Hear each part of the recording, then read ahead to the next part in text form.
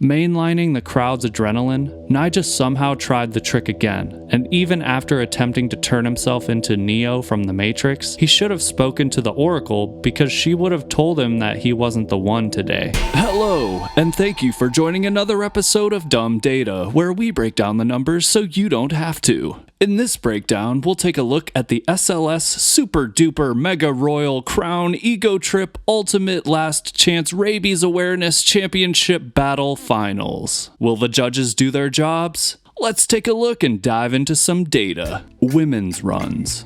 Not waking up early enough to catch the West Coast 7 a.m. start time, I was confused to see Marina ollieing the main stair set with only 20 seconds remaining in her first run. I heard Jeff Rowley say Marina did a lip slide in the start of her run, but it's uncertain whether she landed it or not for us online viewers. Based on Marina's 3.5 score, I'm guessing she didn't. Samaria sailed through her first run, landing 8 tricks without any bails to score a 4.8 out of 10, which, let's be honest, that's kind of weird for a perfect run. I realize trick difficulty plays a role in the scoring, but judging women's scores against the standard used for men seems unfair, and it just downplays the excitement of a competition. Apart from missing her first kickflip, the remaining 8 tricks in Candy's run were also flawless, complete with a near-death primo nollie heel she held onto, but she was ultimately penalized for the imperfect line and got a 3.3. Mariah's run would end up scoring the highest among the 6 skaters, with 6 tricks landed to score 5 points. This is interesting because she did the fewest tricks out of everyone else's run, except for Marina. Kate Aldovoving landed 10 tricks in her run. Kelly Hart, Mike Moe, Billy Marks, Garrett Hill, and Scott Pfaff, aka Big Cat, aka the big brother of Chris Drama Pfaff, who made that Young and Reckless clothing brand, all made it clear that no complies and bonelesses are not welcome at SLS. Finishing off the runs, Pamela Rosa powered her way through a rail-heavy run, scoring a 4.9 and proving she can mentally focus on what's important amid having a distracting coffee stain on her shirt. Women's best tricks. 4 out of 6 skaters were guaranteed a spot in the women's Super Crown finals, making this small heat an intense competition to not be in the bottom 2. Marina's relatively low run score and 3 zeros in the best trick section turned the fight for 4th place into a nerve-wracking battle.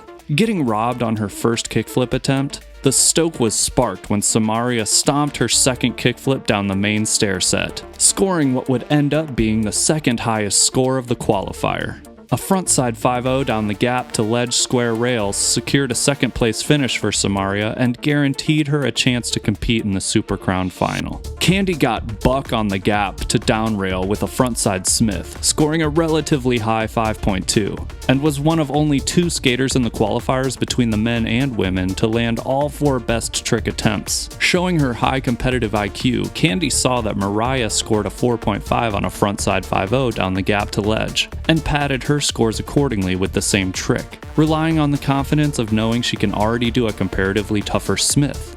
This smart move relieved Candy of her duty of having to battle for 4th place. Brazilian powerhouse Pamela Rosa really showed that she's in a league of her own with rails when she beautifully executed a gap to frontside Smith on the A-frame round rail, scoring a 4.8, which would shed a little more light on the judging bias to favor tricks on the center gap to down ledge. I got goosebumps on Pamela Rosa's frontside lip down the double kink that was rewarded with the highest score of the day for the women. Traversing the kink without getting pitched was impressive, and definitely deserved recognition from the judges. The real heat in this competition would boil down to Mariah and Kate. Mariah, enjoying the rare benefit of a high run score going into the best trick section, followed up her frontside 5-0 with a perfect hard flip on the A-frame gap, scoring a 4.7. Arguably going too hard in her last 2 attempts, Mariah wasn't able to make the kickflip backside grind down the main hubba, forcing her first 3 scores to count towards a finals berth. Do you think the big spin on transition as its own trick would have scored higher than Kate's backside nose slide down the gap to ledge? A 3.5 didn't help Kate, so she went bigger on her 3rd attempt with a double kink backside board slide that almost ended up really bad. Faced with the unenviable position of needing a high score to bump out Mariah, Kate doubled down on the backside board slide, rolling away squeaky clean and ultimately wedging herself into 4th. Since it's not really clear about how judges score, I can understand if this relatively easier trick gets a slight boost when you factor in the pressure of Kate needing to land the trick. With the stage now set, Pamela, Samaria, Candy, and Kate are cleared for the next day's competition. Men's Last Chance Qualifier Heat 1. I was offended with how aggressive Aurelian started off the first run in the men's first heat. The gap to frontside feeble followed by the massive alley-oop air was so unexpected I almost started hyperventilating. Jeez, can you at least take me to dinner first? Things looked promising for the glitch until the kickflip backside lip slide got away from him. Aurelian still got a generous 7.0 for the run score, but as we've come to find out, you need to have 3 scores that average higher than an 8.5 to even think about making the top 4. Turning things around in the best tricks section, Aurelian dropped some big ones, starting with the tray front grind, but scored only 8 points. I'm really surprised the judges think a tray front grind deserves an 8. I'm guessing their rationale is that the trick's been done for so long now and a 50-50 on a ledge is not impressive, but an 8.5 seems more appropriate for that maneuver. The same thing could be said about Aurelian's second trick, the massive kickflip frontside board slide. With Aurelian's power and speed, as well as the difficulty of a long kickflip frontside board slide, an 8.5 would make more sense. The judges were very impressed with Aurelian's third and final make of the best trick section, giving him the day's highest score of 9.5 for the hard flip frontside board slide, totaling 25.5 points for Aurelian. If he was given even 8.3s for those first 2 tricks, Aurelian would have made the final. Tori Pudwill seemed to for sure get shafted with his scores. A 5.8 for a perfect backside 360 down the main stair set? That's a lower score than Samaria's 5.9 kickflip. Are you telling me backside 360s are easier than kickflips? Do you think Tori told the judges to trash his scores so he doesn't have to worry about skating the finals? I know a backside 360 isn't going to be the type of trick that will win this competition, but to write it off as a worthless trick? This was actually the lowest score for a make in the men's best trick section. Hucking gets no love these days, I guess. The judges took another warm on Tori's nollie kickflip. I mean, dang, dude. Look how high he popped that thing. This wasn't your average nollie kickflip, and he gets a 6.2? Tori's final nollie flip backside board slide finally got a little shine with an 8.3, but it was too little, too late. Manny Santiago had a glimmer of hope when he landed a trick only he does, varial heel flip backside board slide, scoring an 8.7. And he had 2 more best trick attempts. The nollie kickflip backside grind got a finger wag from the judges table, scoring only 7.9. Still keeping Manny's hopes alive if he could drop something big on his last turn, but alas, the varial heel backside 5.0 wasn't meant to be. Zion Wright got the middle finger from the judges on a backside 5.0 shove through the double kink, scoring only 7.4. He probably won't lose any sleep over it, especially since he shines more in the park contests, but a 20-foot double kink round rail 5.0 shove is definitely worth at least an 8.5. Alec Majerus pinched a backside Smith all the way through the double kink round rail, but without a trick in or out, it's only worth a 7.1. Unable to land on the second and third attempts, Alec's frontside crook through the double kink would marginally boost his place in the rankings with a ho-hum 7.5. Men's Heat 2. Carlos Ribeiro shocked the world with his flawless 7-trick 9-club run. There's no denying the perfection in Ribeiro's line, and to cap it off with the nollie flip backside 50 on the center gap to down ledge got the whole crowd hyped as Oh my goodness! That will be it! Riding the high into the best trick section, Carlos rode a switch frontside blunt through the double kink to score a well-deserved 8.7. His last landed trick would be the lowest, scoring an 8.3 on a switch backside crook down the double kink, which makes sense to be scored the lowest of his 3 landed tricks, but would keep him from making the finals by less than half a point. With his run betraying him, Vincent Malou had to count on the best tricks section for his opportunity to survive another day. And the kickflip frontside lip gap to down rail put him on the right track, scoring 8.7. 8 points is low for a gap to kickflip backside board slide down the A-frame, but not egregiously low. I'll side with the judges on the 8.4 with Vincent's half cab back nose slide / nose blunt to fakie. It's a really impressive accomplishment, but it's hard to tell what Vincent was committing to here, and therefore didn't get as high of a score. The only sign of life we saw from Malto was a gap to backside overcrook, but he missed all 3 best trick attempts after that. The Switch God opened up his best trick attempt portfolio with a textbook switch tray flip down the stair set, scoring 7.9. Moving forward, can the judges give a public service announcement letting everyone know that it's not worth your time to do anything other than grinds and slides down the gap to ledge? It's heartbreaking to watch 36-year-old Paul Rodriguez heave a difficult switch trick down a set and get mocked with a pathetic score. P-Rod's 8.3 switch backside big spin showed that he would need a 9 club or better in his final trick. And he stepped to the main gap to ledge in his final turn but wasn't able to roll away. A 7.4 for a kickflip backside crook by Trent McClung down a gap to ledge is another erroneous call by the judges. That should have scored around 8 points at least. Is a kickflip frontside 50-50 worth 2 points less than a kickflip backside crook? Carlos, Vincent, and P-Rod cracked the top 4 after the end of Heat 2, but 2 more heavy heats still need to go down. Men's Heat 3. Even without Nyjah, Midler, Gustavo, and Felipe competing until the finals, these last 2 heats are packed with big hitters. Kicking off Heat 3, Luan's run didn't go too well, but goodness, that flat ground switch frontside 360 was f***ed.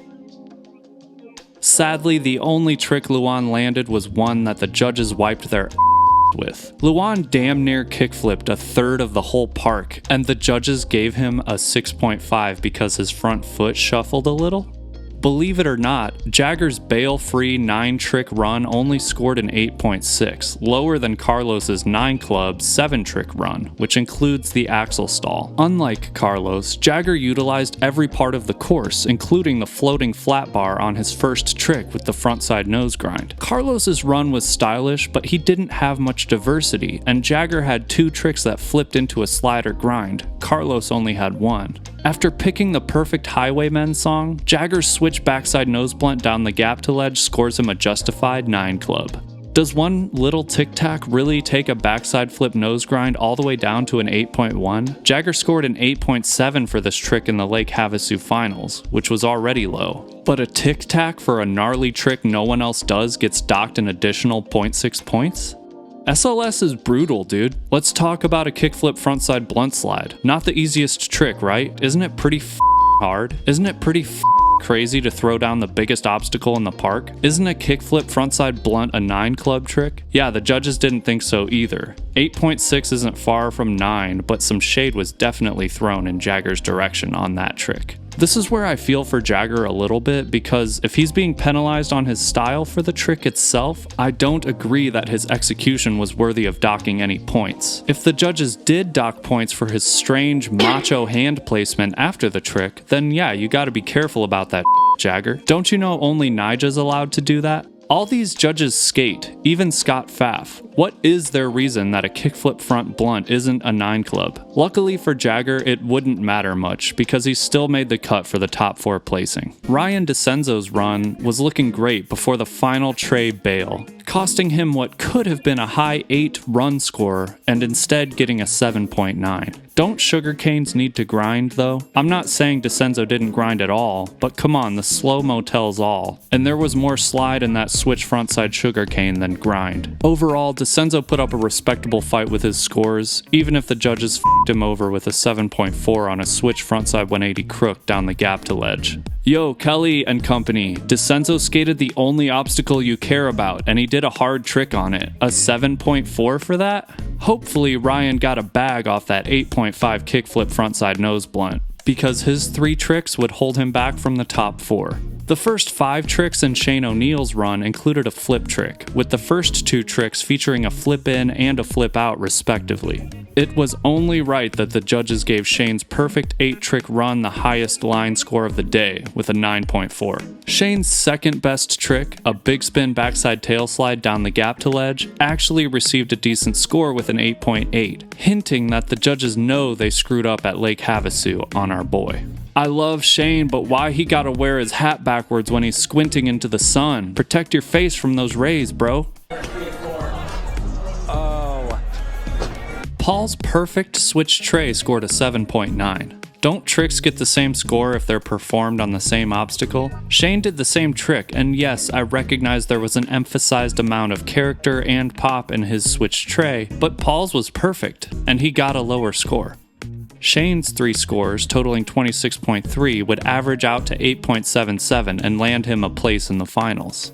Going last in the third heat and having to follow Shane's historic line, Mickey Papa brought the goods with his run, scoring 8.4 with his 9 consecutive tricks. Much to Papa's chagrin, he was only able to land 1 trick in the best tricks section, another 8.4 score for his nollie heel front board. Shane and Jagger placed themselves within the top 4, but the next heat has 5 hungry rippers vying for a place in the finals. Men's Heat 4. Getting trolled the most out of everyone by the judges for the day, 14-year-old Felipe Mota's kickflip backside tail slide shove down the gap to ledge, scoring an embarrassing 8 points, was a great way to welcome a young newcomer to the big stage. If there was ever a 9-club template trick, wouldn't it be a flip in to main down ledge grind/slide trick out? Guess some slight heel touch will dock you a whole point?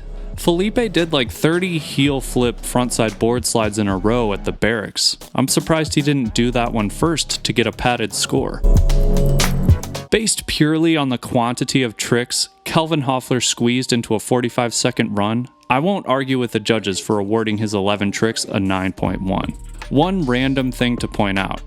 SLS is well known for being an overall friendly atmosphere, where skaters usually congratulate each other, especially after heavy bangers. Why didn't Felipe give Kelvin a high five after such a crazy run? Malta was the only one kind enough to give Kelvin props for that big run. This heat got intense between all 5 skaters trying to get 3 scores over an average of 8.5, and Kelvin's 8.7 blemish-free kickflip backside lip slide gap to down rail went nicely with his high run score. The cameras made it look like Kelvin snuck in a legit attempt at the trick he was shooting for right after Felipe's turn. And thankfully, his first try didn't count because he landed the second attempt at a cab backside tail. That was a smart move by Kelvin because that gave him a top 4 spot by scoring 7.9. A cab back tail seems like an 8-point plus trick though. The 8.7 on Kelvin's last trick indicates that a kickflip backside lip slide is exactly the same as a kickflip frontside lip slide, when you'd think one should be harder than the other. Flipping into a frontside lip isn't exactly as hard as flipping into a backside lip, right? No falls in Lucas Rebello's 7-trick line translated to a high 8.5. Joining Candy Jacobs as the only skater of the day to land all 4 tricks in the best tricks section, Lucas put himself on an upward trajectory with his scores, starting by miraculously holding on to a huge backside nose blunt, and getting correspondingly docked down to 7.1. Twirling his way to an 8.7, Lucas landed a nollie front 270 switchback tail down the gap to ledge, proving he's one of the big dogs in this fight. The frontside 270 lip to fakie on the gap to down round rail scored another super high 8.7 for Lucas. Capitalizing on the understanding that judges get their jollies from awkward spin to ledge tricks, Lucas did a variation on his second trick by throwing down a frontside 270 frontside nose slide. That's a crazy hard trick and deserves a high score. I'm not necessarily a fan of such a trick, but I respect the skill required to pull it off and agree with the judge's 9.3. Jamie Foy's run included my favorite trick of all the lines, which was the long backside grind on that nightmare-inducing floating flat bar. The first thing I thought when seeing that obstacle was, who the f*** is going to jump on that? What might have been a 9-club fell apart at the last possible second when Jamie's final shove out of the back tail said, nah fam, we're good, and he'd have to settle for an 8. 2 hand taps on the ground held Jamie back from getting another potential 9-club when he front crooked the double kink, finishing with a shove out. Jeff and Paul didn't seem to be on the same page about the double kink trick. Fakey crook. Fakey ollie over to fake switch crook over on the other side, or wouldn't it be a fakey frontside 5-0 pop out? Either way, Jamie pulled it off to snag an 8.6, putting him in the hunt for a 4th place ranking. Reminding us why we love him, Jamie laughs off the impossible task he's been assigned to make the top 4, which is scoring a 9.7. A kickflip front crook on the gap to down rail might have actually done it, but I guess we'll find out some other time. At this stage in the competition, Deshaun Jordan's 7.2 run score wasn't gonna do shit. And while he missed his first 2 tricks in the best tricks section, his bigger flip front board gave him one last shot to make the top 4, but he'd need a 10 to do it. I think the only way Deshaun had a chance was if his nollie inward heel board slide turned into a dark slide, which would obligate Jeff Rowley to force the judges to give it a perfect 10. The 4 lucky skaters of the 21 shredders making the final would end up being Lucas, Kelvin, Shane, and Jagger. Women's finals. The last to qualify for the final, Kate Alvenvoving's rocky run meant she'd need to dedicate all her resources to the best tricks section, where she rolled away from a half cab nose slide 270 on the bump to bar to put herself in contention with a 4.5. Remembering her high score from yesterday, Kate threw another backside board slide down the double kink for a 5.3. But her last attempt was a bail, and her run score wouldn't be enough to boost her standing. Also throwing away her run, Funa Nakayama barreled into a frontside crook and backside crook in her first 2 trick attempts, but without any other makes after that, she'd end up in 7th. Candy Jacobs would continue the trend of having to rely on best tricks, with an impressive frontside Smith down the gap to ledge and a long backside feeble down the double kink, which was the highest scoring trick at the time with a 7.0. A bail on her last trick attempt meant Candy would have to settle for 6th place. Landing 8 tricks with no misses in her line, Rose Svetslo scored a 5.1, which was the highest run score for the women's final.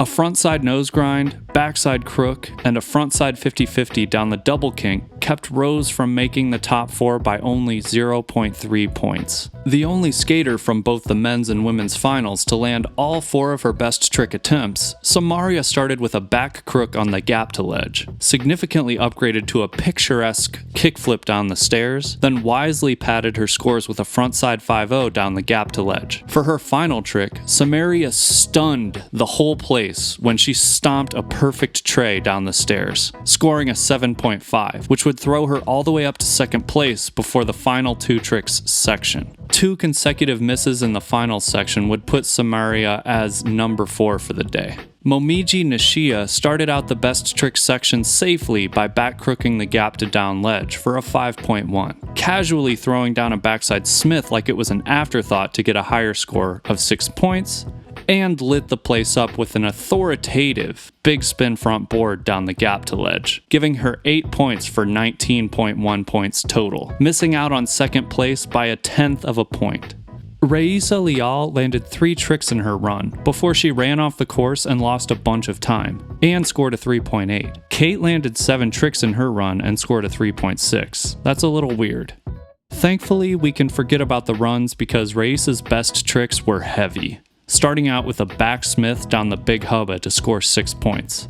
Putting her foot on the gas, Raisa lands a frontside blunt slide down the gap to hubba and gets what was at the time the highest score so far with a 6.9. Her final trick, a backside tail down the big hubba, scored 6.3 and front-loaded her points enough to coast to a 2nd place finish. Pamela Rosa's performance was easily the most indicative of someone who responds well to pressure. Her best trick started well, scoring a 5.7 on a slightly sketchy but nonetheless gnarly front lip down the double kink. The backside Smith in the 2nd turn further increased her points with a score of 6. Seeing that Candy scored a 7 on the backside feeble down the double kink, Pamela tried the same, but her truck slipped and she went into a back board, amazingly holding on through the whole rail and barely beating out Rose for the 4th spot.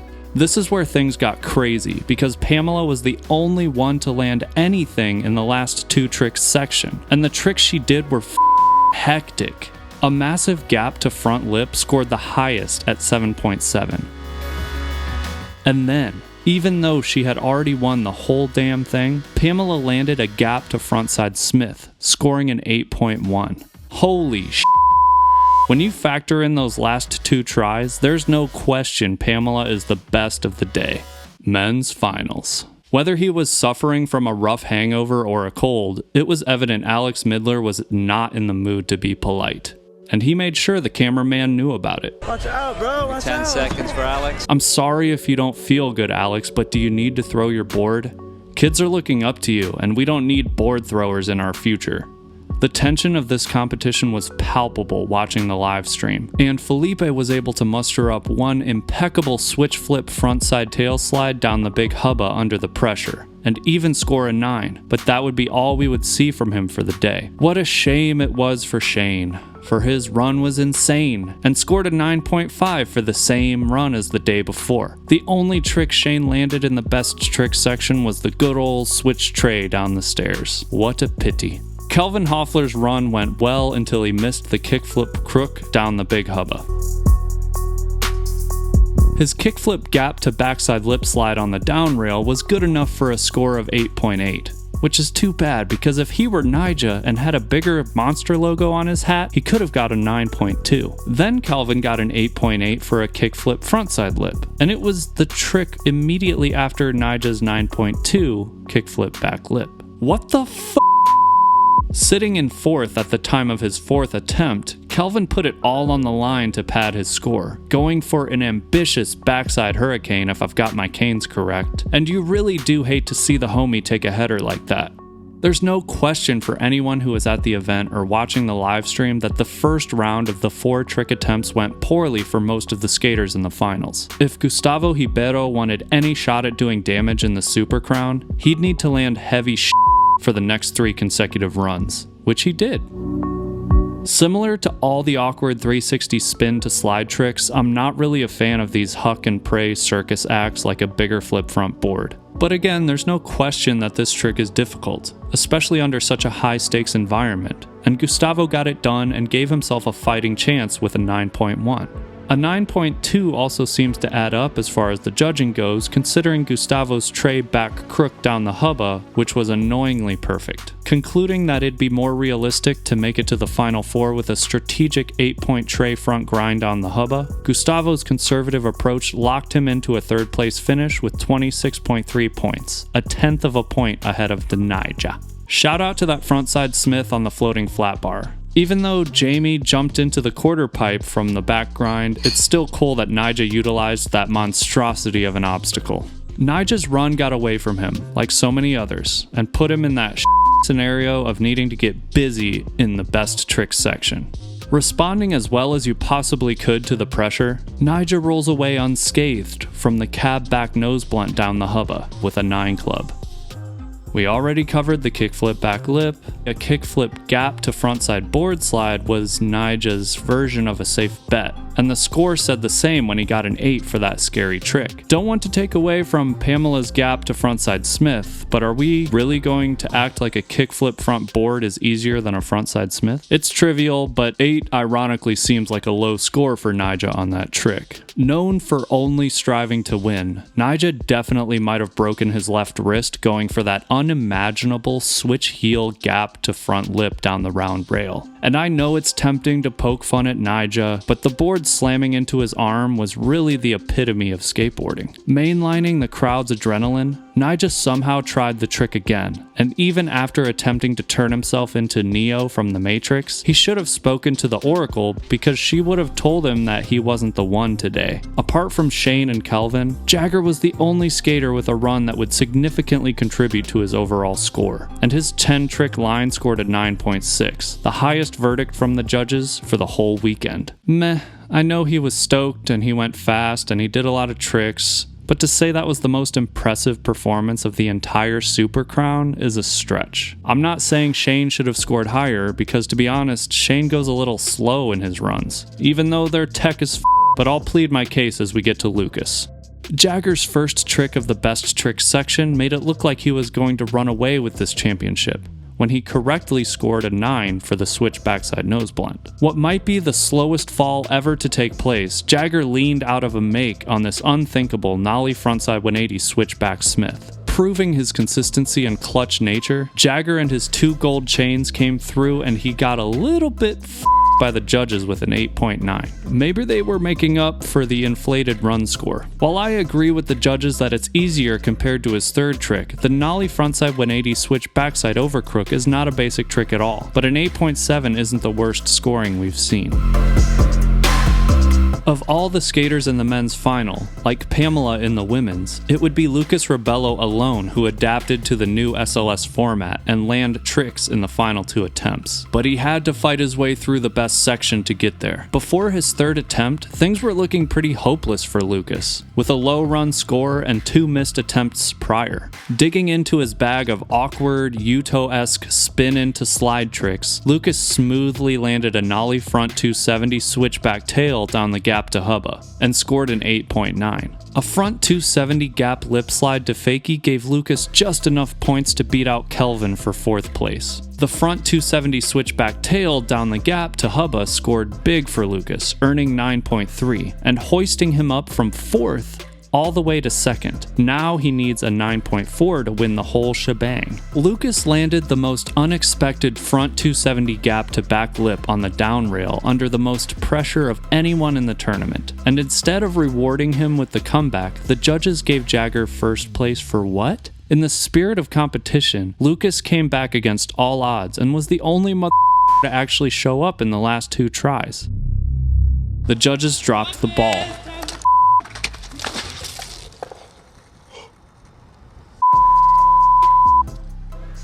Jagger had 2 goose eggs in that section, an inflated run score, and yet America's skateboard sweetheart gets the W. Congrats, Jaguar. Well, that pretty much covers the top takeaways from the 2021 SLS Super Crown. Thanks again for tuning in. Don't forget to subscribe to Dumb Data, click the notification bell to stay on top of new episodes, and drop a like if you enjoyed this breakdown. See you on the next dumb episode.